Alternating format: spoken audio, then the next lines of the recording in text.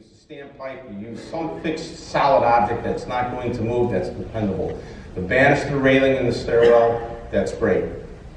The officer is going to shoot eventually the door with a camera, feel the door to see what the conditions are behind it, okay? The next thing he's going to do is do a call out on air pressures.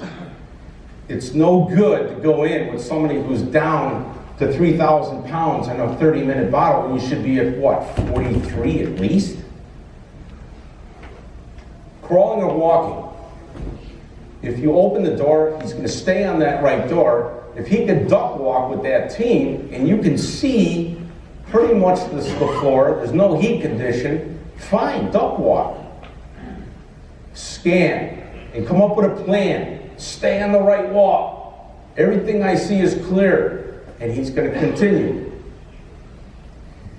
While he continues, rope is paying out of the rope bag, in through a hand, through from the bag, and they approach. Now he's figured out that the conditions gotten worse, deeper in the floor plan, they've got to crawl.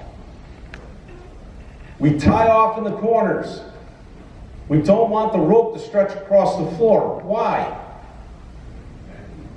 If I'm staying on the wall going in, when I got to go out, I'm going through uncharted waters, and I might hit an entanglement, a table, anything to hamper my escape out. I don't want to do that. So I want to go out the way I came in. You're going to have to tie off the rope to something fixed, even a wall stud.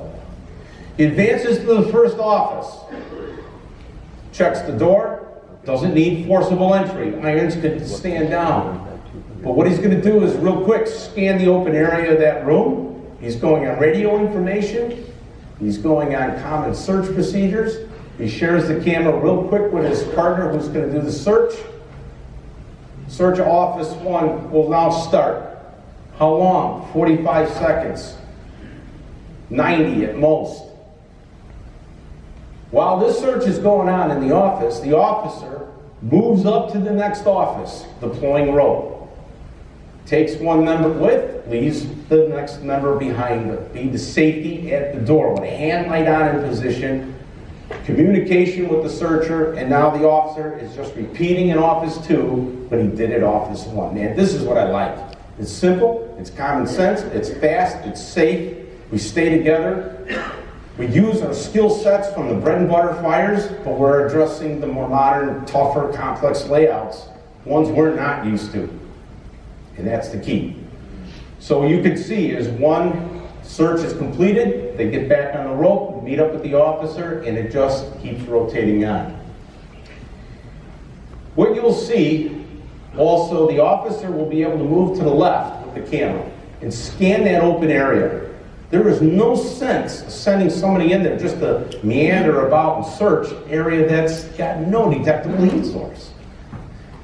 Is it possible to miss somebody? You're damn right it is. There's nothing perfect.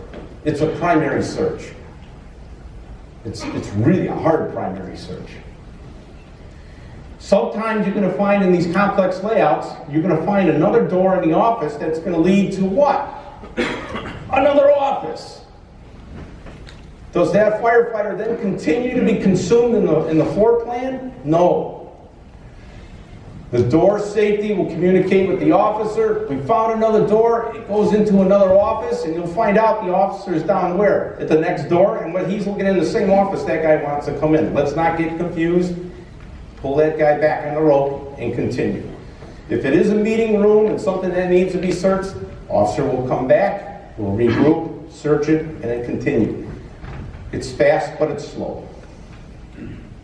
Now, the crew's coming together to the very last office. This is where we set up a building engineer who went to investigate the fire. That was the scenario. And I can tell you that he's behind, the building engineer is a victim that's unconscious from smoke, is behind that filing cabinet. The officer continues, searches the office very quickly with the camera. No obvious heat sources. You can see to the right, the victim.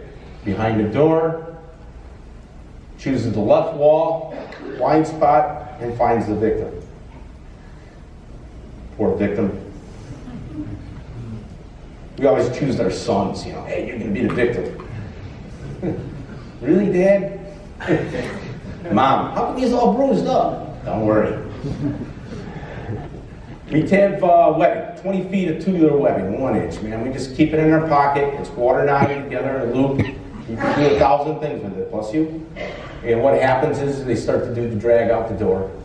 They get, and he disconnects the rope bag, comes offline. The officer grabs the rope. They get the victim online. They radio the search chief, I'll call him for easier vernacular. Let them know they got a victim, they're exiting, and off they go. All right?